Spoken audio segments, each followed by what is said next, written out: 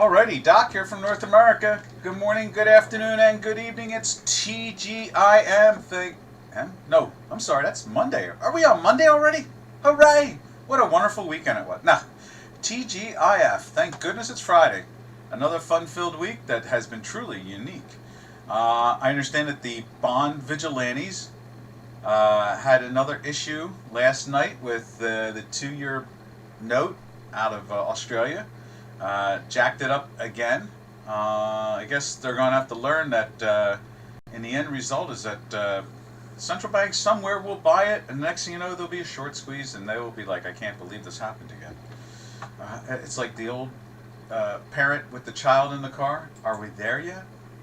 Are we there yet? I mean, that's what it feels like all the time now. But anyway, it is Friday, and the markets have been kind of fascinating in different ways, you know. I mean, we are in the last 2 months almost now. This will be the end of October, and we're going into the last 2 months of the year, so people are going to try to balance their books, try to adjust for the situation overall. Let's see now. Let's go get the chat line and see if anybody's there. And that's pretty much where we are. That's where we stand now. Is the markets they're going to be active all the way to the end of the year, because you can feel it. There's definitely more. What's the word I'm looking for? There's a lot more activity and pressure. You know, there's more uncertainty. I think that's usually the best way to describe it, is just uncertainty. And so, you know, for the professional manager, they're trying to figure out how to get their ducats back to the end of the finish line. You know, for the regular investor, they just, at this point, they just keep on rolling along. They don't really look into it one way or the other. They're just, you know, they're just going every day with what's going on. So let's see now. Let's start it off at, let's see, right there. There's the Swiss. As you can see, Swiss is what is Swiss doing here? Let's see what the Swiss is doing. Oh, and let's put it on the Chicago Quant at the same time. Swiss is still dropping down. Let's put it up over there too at the same time. There, you can see. After yesterday, there was talk of, you know, selling the dollar, and they sold the dollar. A lot of uncertainty. Hey, Santiago. Evening, Doc. Now, evening to you. And you can hear me, right? Say yes. You can hear me. You can see me, you can hear me. It's like that Who song from the 70s or the 60s or 70s. Tommy, can you see me? Santiago, can you see me? Santiago. Compared to yesterday, that was kind of a drag, you know. Ended up doing an extra half hour either way, which was fine. It still blew my mind that I was talking for a half hour and it went up, the storm knocked it down, and I didn't realize I got knocked down, and then I sat there and talked for 25 minutes. And you know, classic Doc, you never know what's coming out of my mouth. You know, I see something, and you know, next thing I know is it is what it is. So, you can hear me and you can see me, correct? Yes? Yes, maybe? Yes, no? No, yes? Let me see if I can go up on another machine. Let's see where we're at here. Let's see. Yeah. Hello, everyone. Hello, Allah. Allah Kata. How are you, Allah? Can you hear me? Can you see me? Kata. Just one. Yes, yes. Hey, hooray, hooray for me. Okay, that's cool. So you can see here, looking at the J4X, and you can see here on the Swiss, the markets are, you know, the dollar is being sold, and which kind of makes sense. You know, we were expecting this thing to try to go down to the bottom end of its range. You got to figure that they got nothing better to do. You know, when we squeeze it up, there's the bottom end of the range. When we tighten it up, you know, it will carry them back and forth. This was kind of impressive how it, you know, got a little past, but then that's that inflation thing.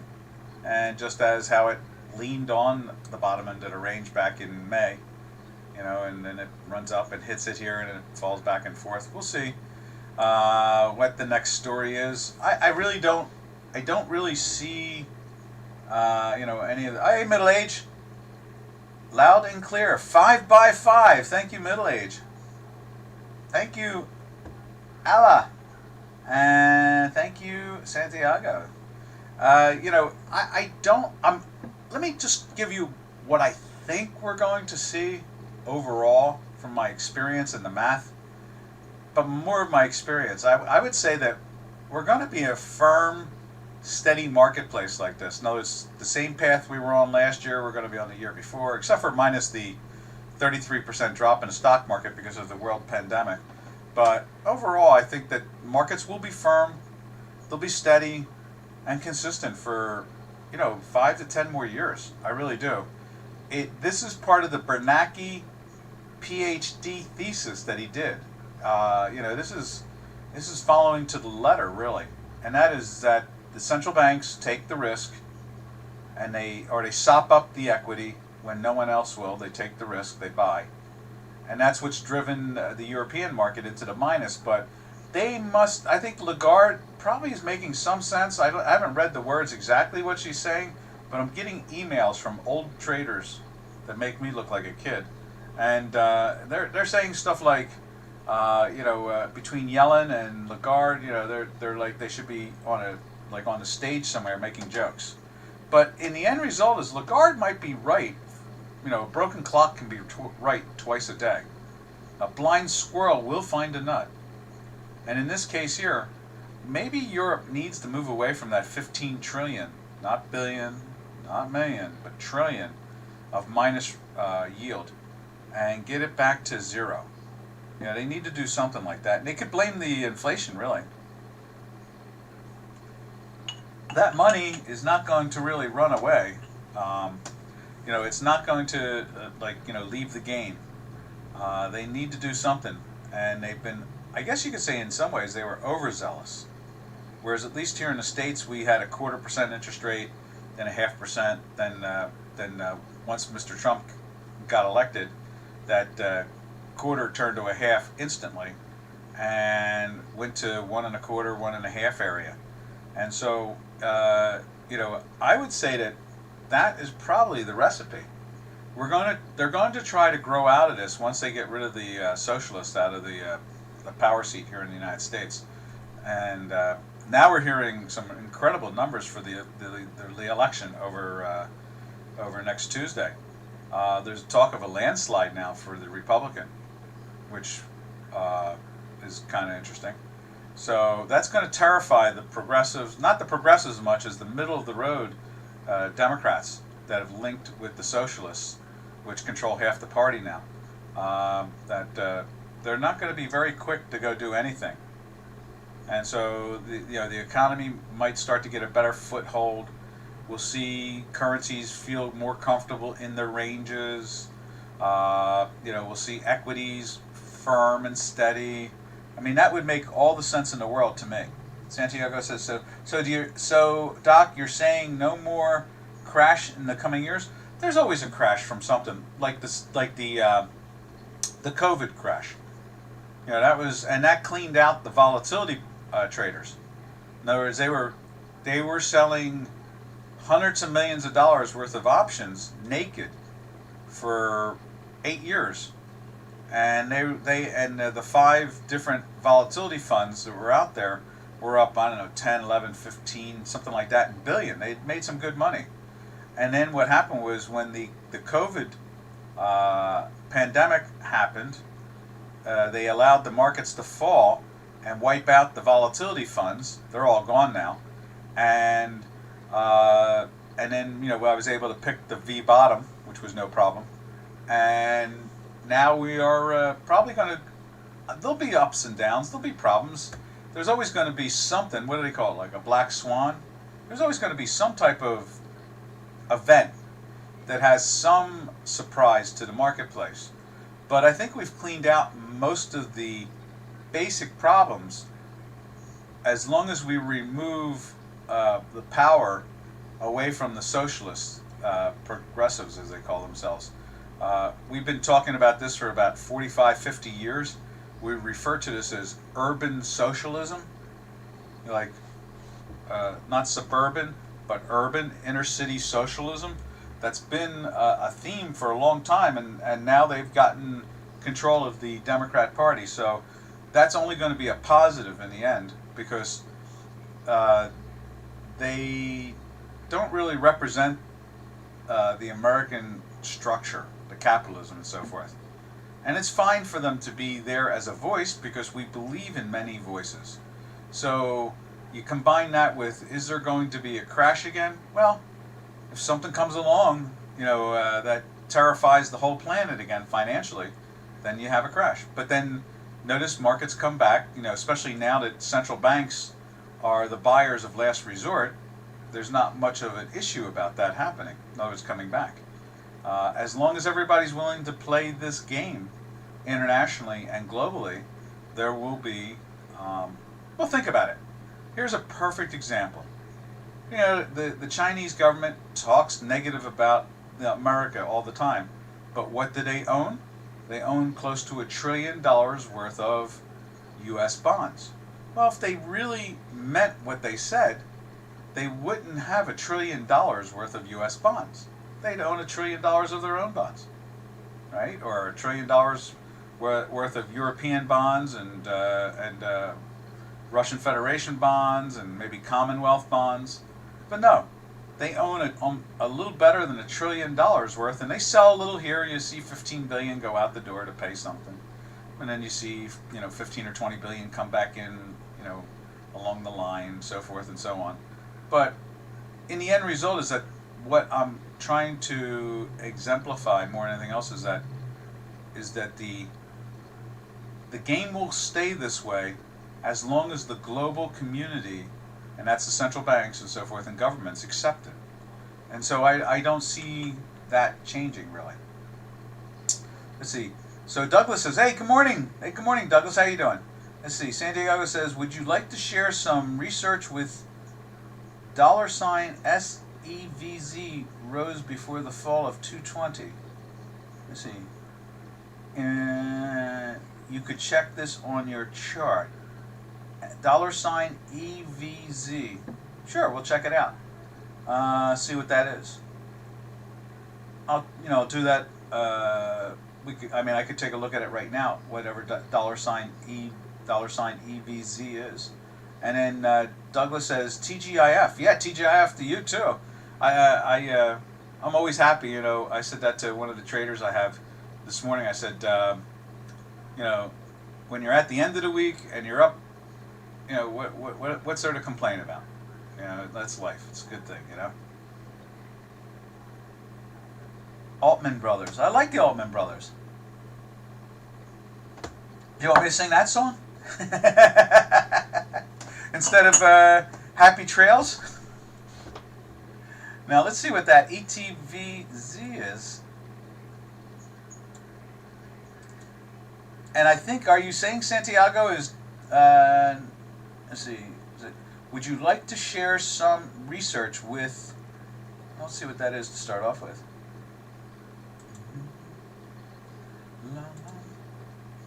Let's see. I got a song in my head this morning, Walking with the Ghost. Let's see, easy, what is that? Metaphor. Let's see what that is. It's a 16-cent AUD. AUD. Market summary, EVZ Limited. And it's an it looks like it's an Australian stock, right? Environmental, let's see, what is it? Euro FX, Euro, oh, okay, Euro FX VIX price bar chart. Oh, okay, interesting. Let's see if we can get that on the screen. We do the. You see me in the. Robin and I do bar charts. We write an article for bar charts. So let me see if I can get that.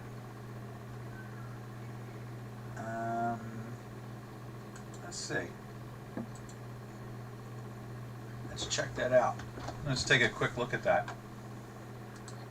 But there'll always be some type of crashes. Notice they'll always come back, you know.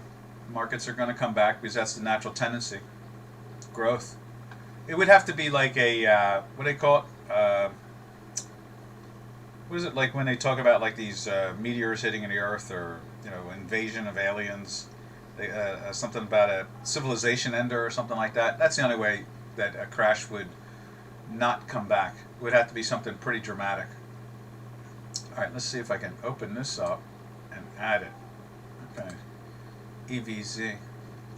Who knows, it might be an ETF over here that we can use. Let's see. Yeah, let's go to the stock there, like that. Let's see if we can add it in. Euro FX, yeah, that's how I saw that. That seems kind of neat. Let's see if we get the data feed for that.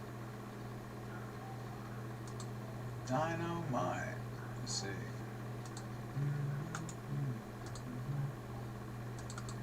Let's see. Let's cancel that real quick. Close. Copy. Copy window and paste window. And now let's see if we can get this. It could be EVZ. I think I've seen something about that too. Instrument. Let's see. EVZ. EVZ. Add. EVZ.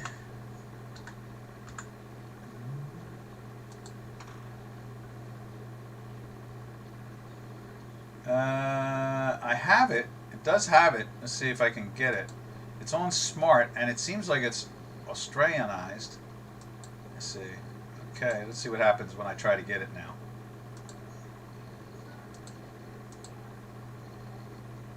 Let's see if it'll give us to us. Yeah, I think we got it. I think we actually got it. EBZ.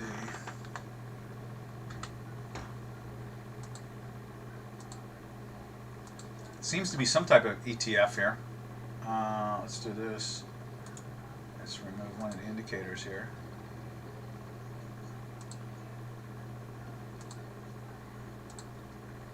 Let's show you what we found here.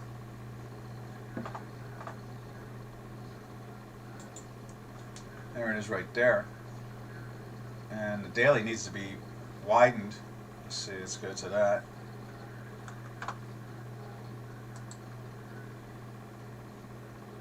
I wonder if I can do it this way. There we go.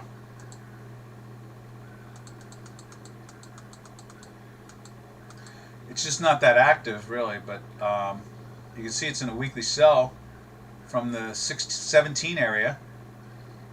Well, it went in there at this right there too. You can see that, and then it broke down again. Now we're using a gas 7 on that.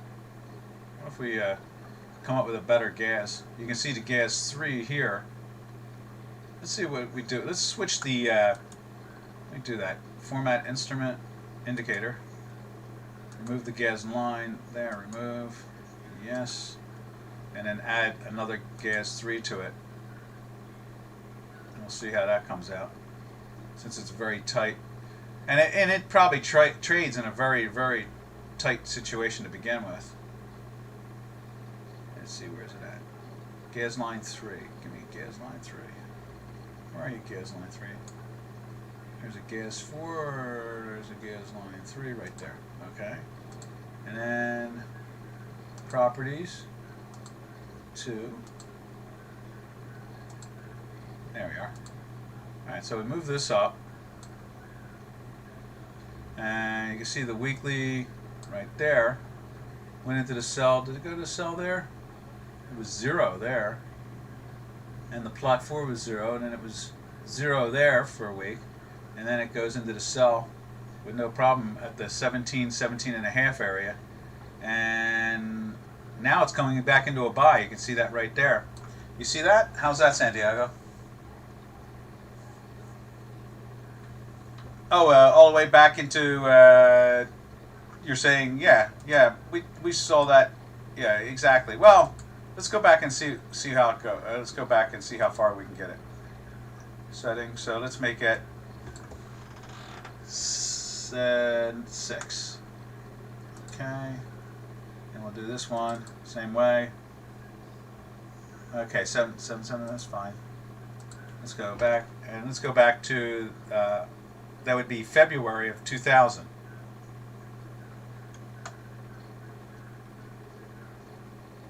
So there's February of, well, actually, it was trading at 20. Actually, it did the opposite, didn't it?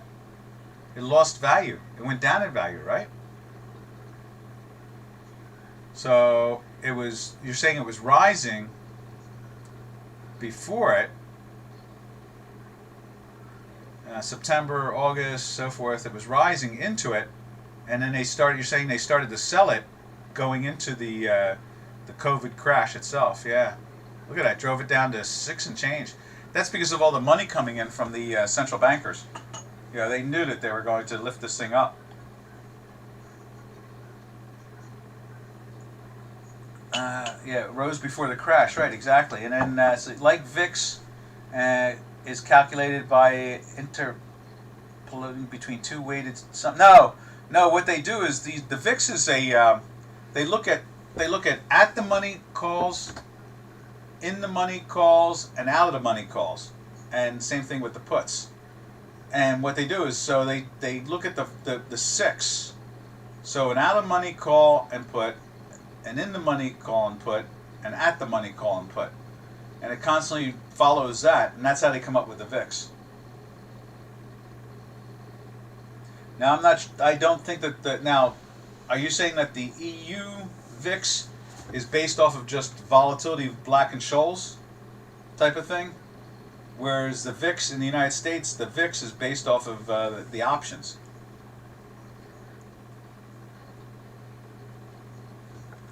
Okay, let's see, values in the case of option on VIX. Yeah. Now is that the Amsterdam exchange? Doing the Euro VIX? Because the Amsterdam exchange is a very good options exchange.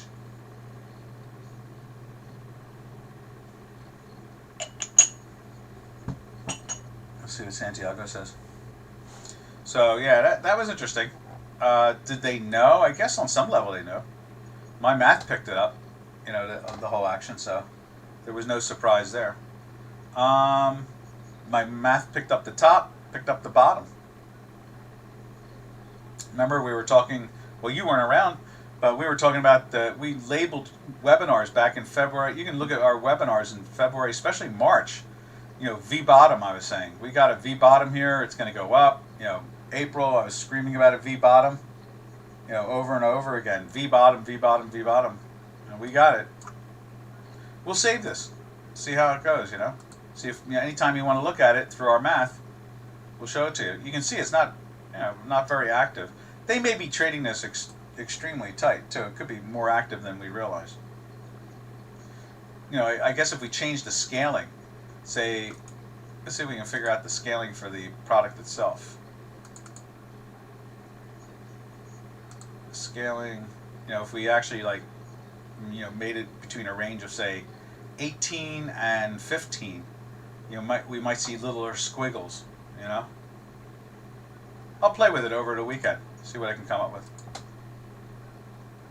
Two sums essentially represent the expected variance, well, the volatility more, of the euro to the dollar.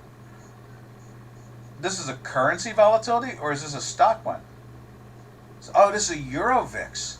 Oh, that's interesting. That is interesting. So this is a volatility of the currency itself. Nice. Well, what we'll do is we'll see if we can get it to represent more correctly to it, There we are. Santiago says the rate up to 2 option expiration dates that backed a 30-day period of time. Yeah, that makes sense. I'll tell you, the European options are very liquid. The euro dollar unit volatility, option market is very tight and very comfortable. As much as the continent is not growing, it's a good product. It is. It's a good product. All right, well, we'll see if we can widen this out a little bit. You can see that was a really wild gap there. from 15.50 to 16. That is a big jump. The weekly is kind of like the more smoother part of it. You can see when we're in the weekly buy from the 14s, you know, we go into, let's see, we go into a sell here, break down in the 16s, and you know, we just hang around in the 13s and 13 and a halves. Then we climb back up. Well, it does it there. It climbs back into the buy, and then it goes back into a sell, and then it goes into a buy again from the 14s and runs to the 17. And then it tries to dip down, and you know, it breaks down. If anything, it's definitely worth watching on that. Just the scale there. I guess what would be interesting is to put the euro itself in there, you know? See how it relates to the... I wonder if we could put that down at the bottom. Insert the spot. Let's see if we can do this. Cash. Where's it at? Right there, euro... Where's the euro against the dollar? Why do we see everything but the dollar?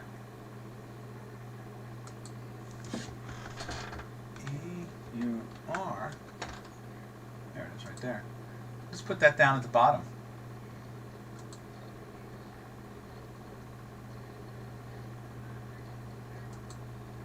Do we go with a weekly or do we go with a daily? Let's go with a daily. See what it does. Okay, so there it is down at the bottom.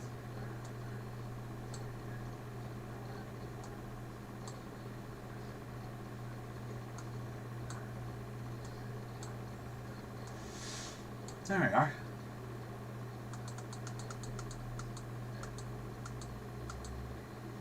And in many ways, you know, you can see here, it tops out and the green line comes down. This is coming down, the value of it against the dollar. You can see it literally bounces ahead of it, doesn't it? I guess it's right there with that bounce, and then it kind of does a back test, it makes a new low, and then rallies again with the line, and then it breaks down again here. See how the green line and this are moving with the together, and now this is trying to lift up the euro. And you see this is, you know, there's the low right here, and there's the low right there. This is interesting.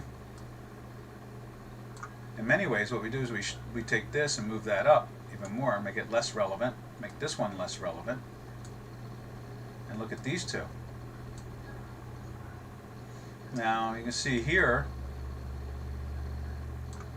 let's see, what's this? This is back in the March. You can see when it reaches a very high point and it starts to break down my line, you know, this thing finds a way to topping out in here and go down too. Now this makes a low here, makes a low there with that low. This tries to rally and then fails. Then it gets into the buy, I guess you could say, right here. And you have that low there, and then it climbs. That's interesting. Now this one's kind of out of whack. My math turns up, and this thing still glides down. And I guess in the end result is it's trying to tell us, you know, when it tops out here, it's more of, instead of the zero line and when it goes into a buy and sell, I wonder if we go like, well, no, I was going to say we look at it more like a histogram. You know, this reaches the top here.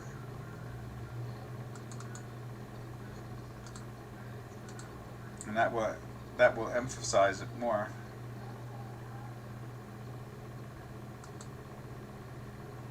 Right there.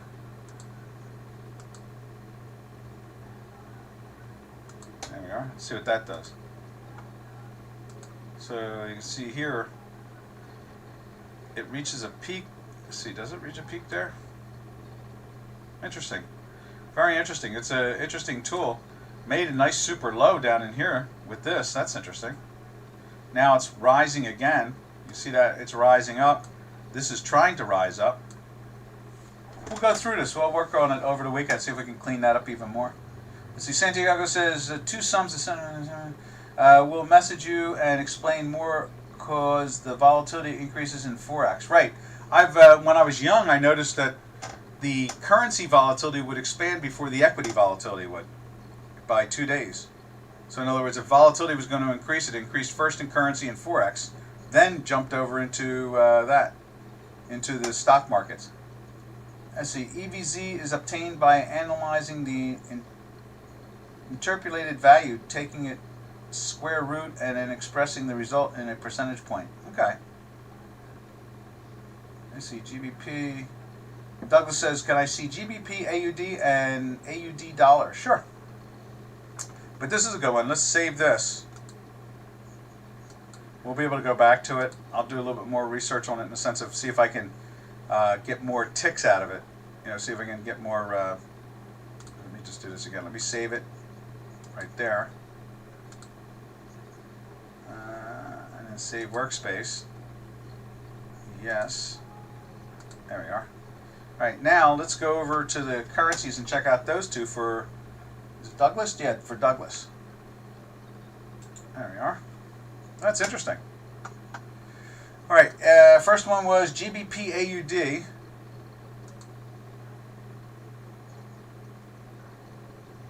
GBP Yen. GBP NZD. Where's it at? There's GBP dollar. Okay, so we got to put one in. We'll do that. Let's see. So there's that GBP AUD. I think we'll do is we'll activate this one and copy it, and then we'll put it in paste. There we are. Now let's put is that GBP AUD.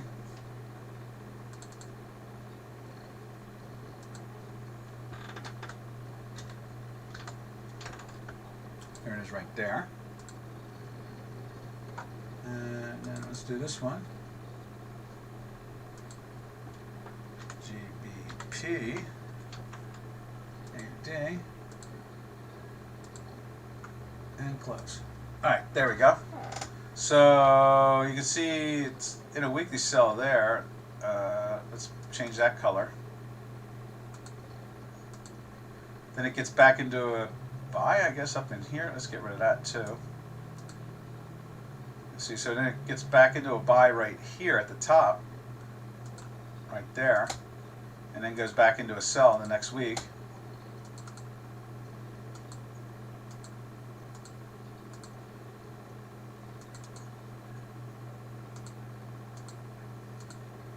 There we are. And so it's been in the sell all this move from here. Somewhere's in here it went into the weekly sell. You can see the daily. There's your buy right there. This trends very well. There's your sell right there. There's a buy right there. Let's put that in.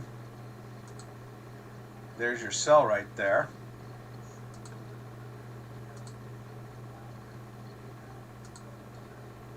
Buy.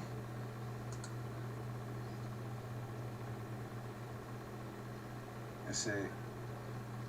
Not that. Right there for sure. That's a sell. So we've been in the sell since there.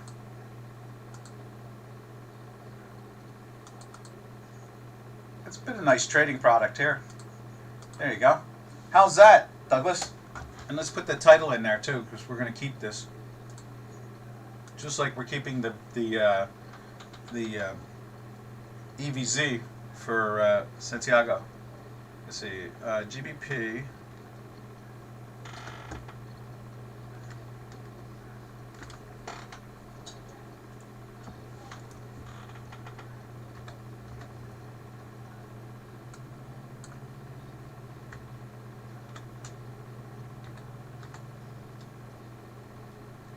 GBP AUD. All right, there's that.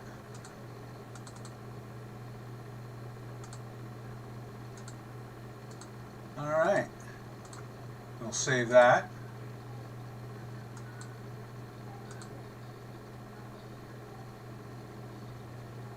Save workspace as. Save. Yes. Okay. So that's done there. Now, what's the next one? AUD dollar. Oh, that we've been following. What's that, like 20 some odd days now in a buy? There it is right there. It's still in that buy. It's been in a buy since right here. I think it's on the fact check spreadsheet. Let's just double check it. I know it's on the fact check spreadsheet. It's the first one. Yeah, we're 2 weeks in a buy. There it is. 2 weeks in a buy. And you can see 20 days in a daily buy. Boy, did they front run this thing, huh? And it tried to go into the sell right here, but it had a red and green, and it just missed it right there. So this failed, just missed it by making it into it. And then the next day it did, but it gave us a green and lifted up for this one right here, even with it minus still. So it stayed into the buy by the hair of its chinny chin there, and then the next day, just back in the buy anyway. So that's kind of interesting there. I hope that helped out. Let me just see that. There we are. Alrighty, that's good. Anybody else have anything out there? That's what we love to do. We like to look at new products, new things. And we're going to take a deeper look into this EVZ and see if we can smooth it out a little bit and see if we can get it to match up with the euro itself, the euro spot. Let me just show you that again. Right there, that euro spot situation. So you can see here, when it starts to move down, I wonder if we go with a 5. Let's try a 5 in there instead.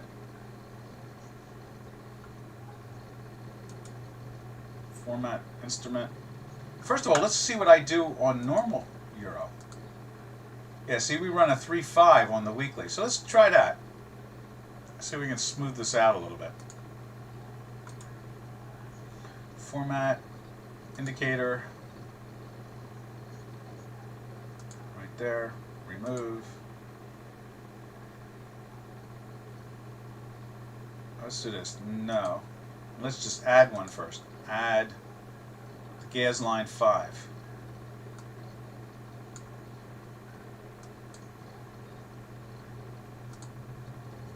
Let's put it properties against that.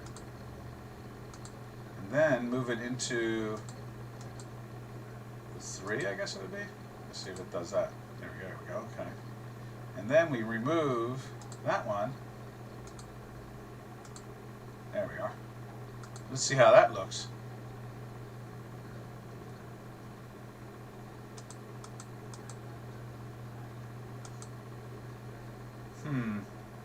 Seems to bounce before this low. That's interesting. Breaks down, it gets awful high up. Breaks down in here, it gives us this. Now look at this. This is interesting. We had this move up here, and this basically just went down. I mean, it tried to go up, but kept on failing. Then when it rolls over, it really smashes and makes new lows down in here. New yearly lows. I don't know, that's kind of interesting. I guess if we go back and look, let's see, we got it starting right there. This is all on a buy for this move right here, which is cool. And then it starts to show the weakness a couple weeks ahead of time for this sell-off. Goes in and out a few times here. It goes back into a buy right here, kind of goes down more, then it goes up, sets a bottom, and then goes up again, and it takes out this high here, and then breaks down again right there. It goes into the sell off of this and catches this whole move. I don't know, it's an interesting product. We'll have to see how that plays itself out. GBP, sure. Let's see. Right there. I was a little surprised to see them weak, but they're both in daily buys still, the two. We'll take a look at that now. Oh no, look at that, it's breaking down again. So, let's see if we can do this. It climbed into the daily buy yesterday, and now it's trying to go back into the daily sell. It's holding the weekly buy here, the GBP USD. It's showing some strength in there. Let's see what's going on with J4X on that.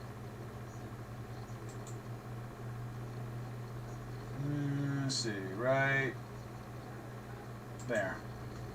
So you can see here, it still seems to be sitting on that 50 percentile. Whoever asked me to pay attention to the Fibonacci, you can see it's definitely hanging there.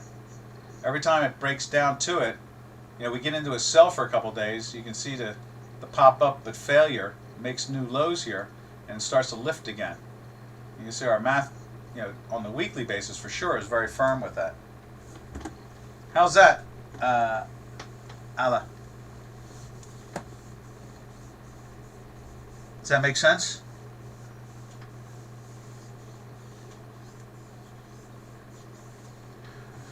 Yeah, it's definitely doing that. Yeah, definitely doing that. And it looks like with no problem it's going to survive the weekly buy.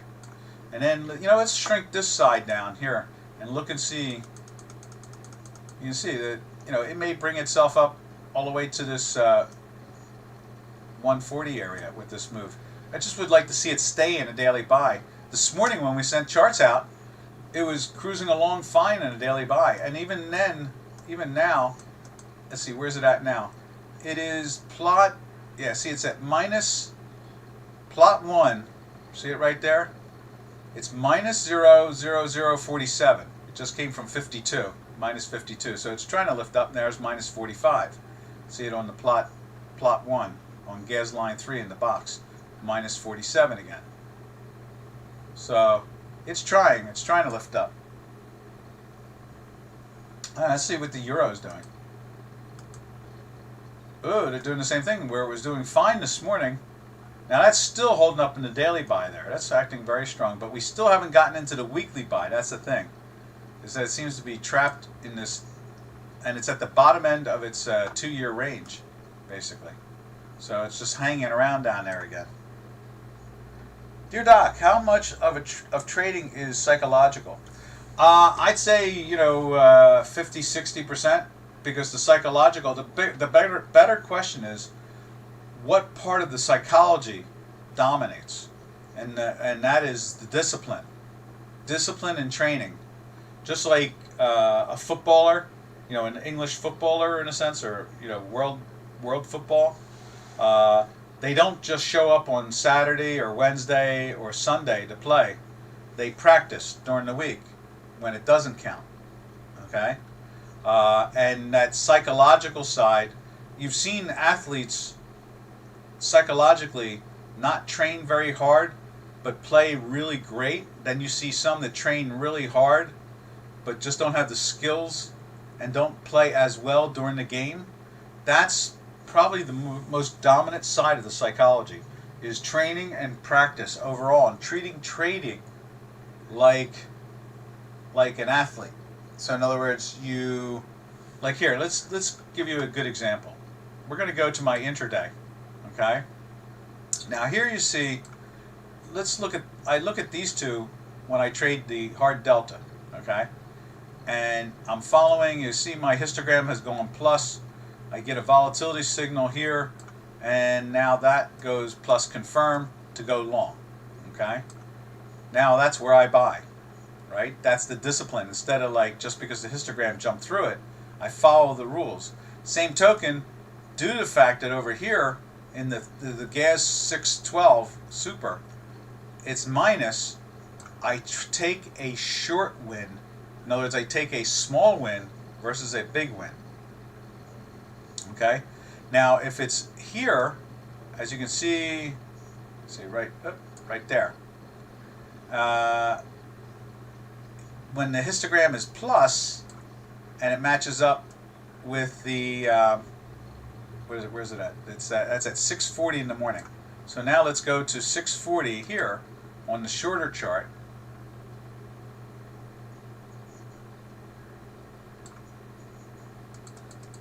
When it jumps into the buy here, okay, right there, I see the volatility signal on this, that I will try to make a bigger win out of it.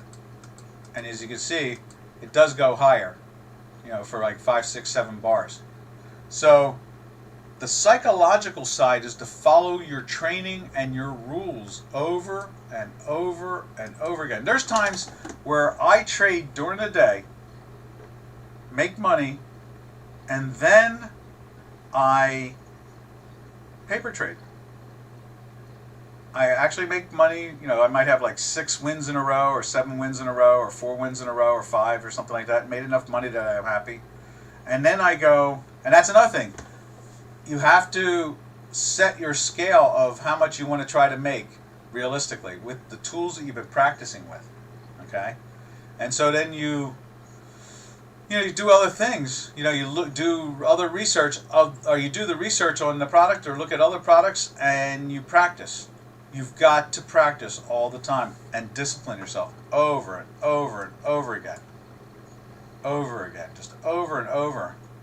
Due to the fact of this, you can see that this is minus.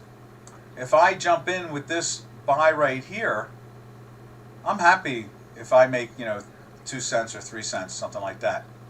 Closes at 35. It trades a high of 41. More than likely, I'm out if buying at 35. Chances are I'm out at 38. I'm taking 3 cents out of it. Each cent's $20, making $60 on one contract. I trade 5 contracts, it's $300.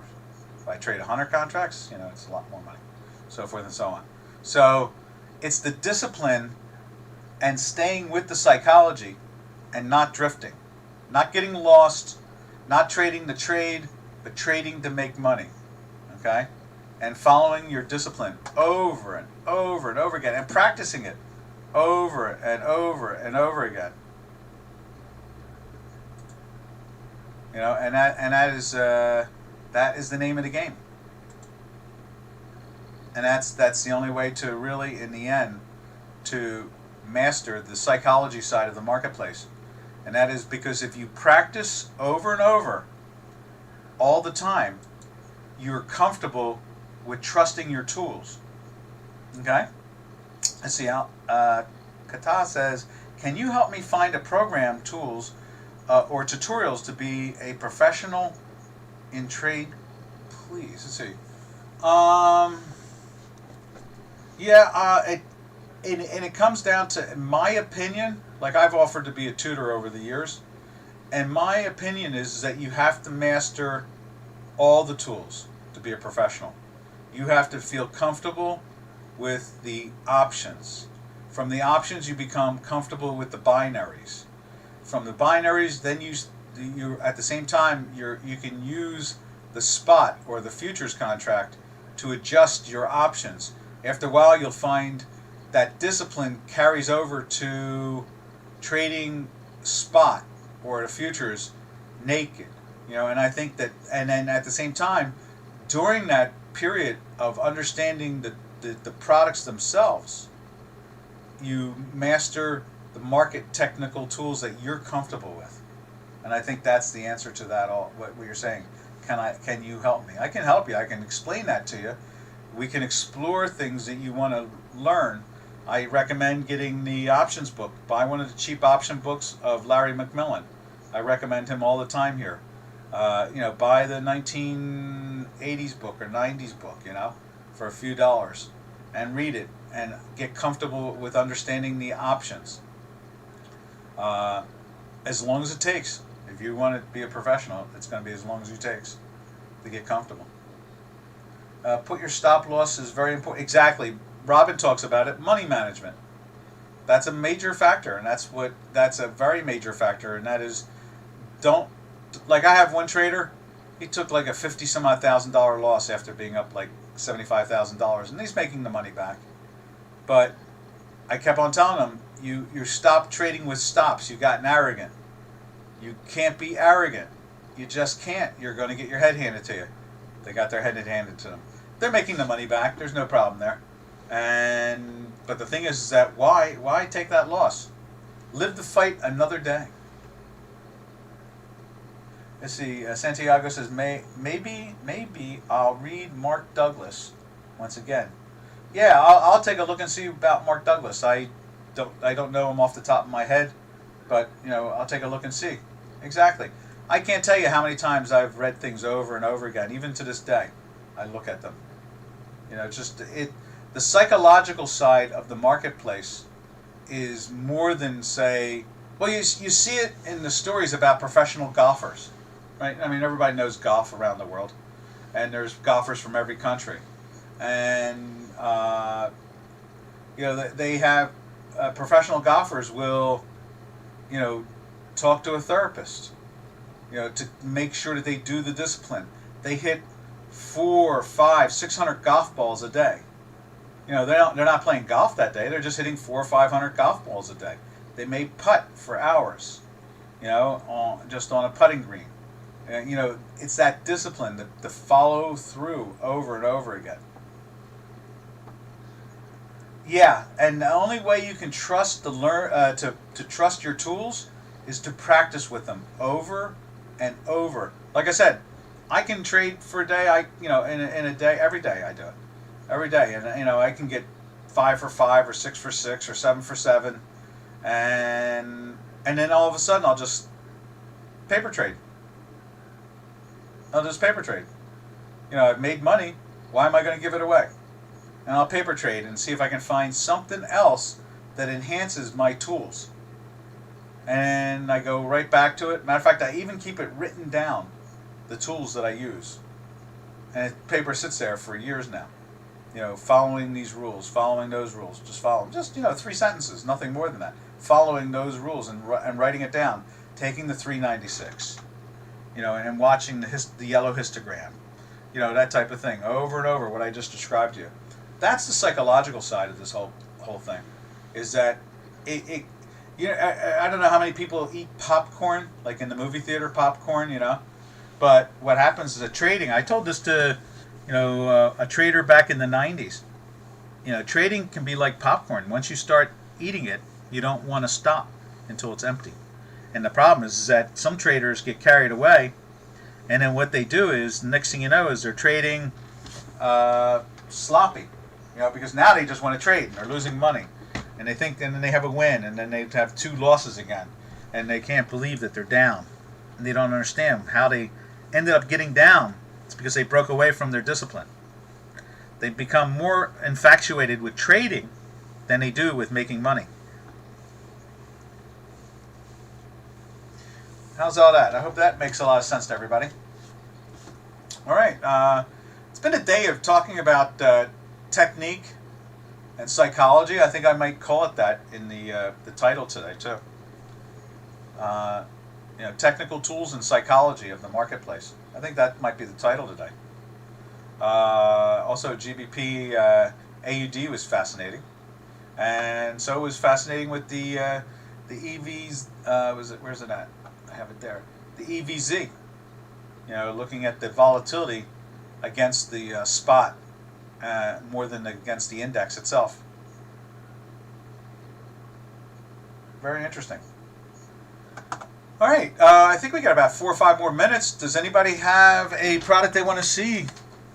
We can look at, we can dissect, we can do what we're talking about here, you know?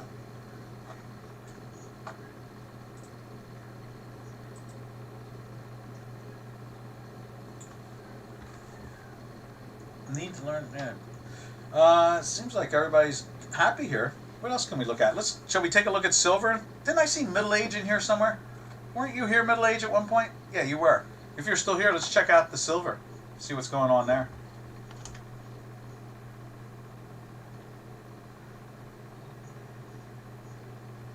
Oh, that's interesting, Giannis, about being in bed. Yeah, that's how R.N. Elliott developed his work.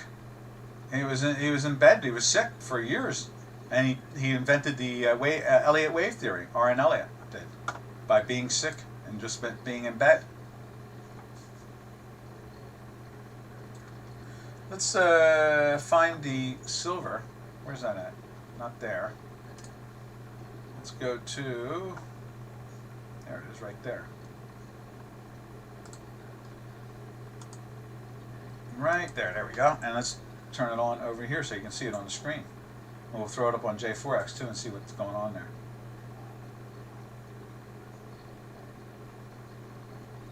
There it is right there. As you can see, we've been in a daily sell for 4 or 5 days. Not going down too far, but our weekly is holding up. We're going to be, looks like we'll be a second week in a weekly buy, as long as we don't have too much damage done today on the product. And you can see here, J4X doing the same thing as our daily is doing right here. You see the downwardly movement here for the last 4 days, and you see it right here in J4X at the same time. Confirming again, developing a tool that everybody can use. I see, Doc, do you like Elvis Presley? Yeah, Elvis the Pelvis? Yeah, definitely. Elvis the Pelvis. I used to like him as an actor. I thought he was a really good actor. I really enjoyed his movies. I mean, I liked his music, but I mean, I liked him as an actor. Also, just a simple country boy. Just like me, just a simple country boy. Uh-huh, uh-huh, oh yeah. 1 for the money, 2 for the road, 3 to get ready and go, cat, go. Doc's the singing trader. He used to sing my orders in the trading pits. How else can you get your voice across when you're standing around with 300 or 400 people, 150, 200 people screaming and yelling? So I would kick that voice out and sing. All right, let's see what else we got going on here. I guess we're down to the end of the road. All right, this is Doc from North America saying everybody have a safe and smart weekend. 1 for the money, 2 for the road, 3 to get ready and go, cat, go. Woo! All right, this is Doc saying be safe, be smart.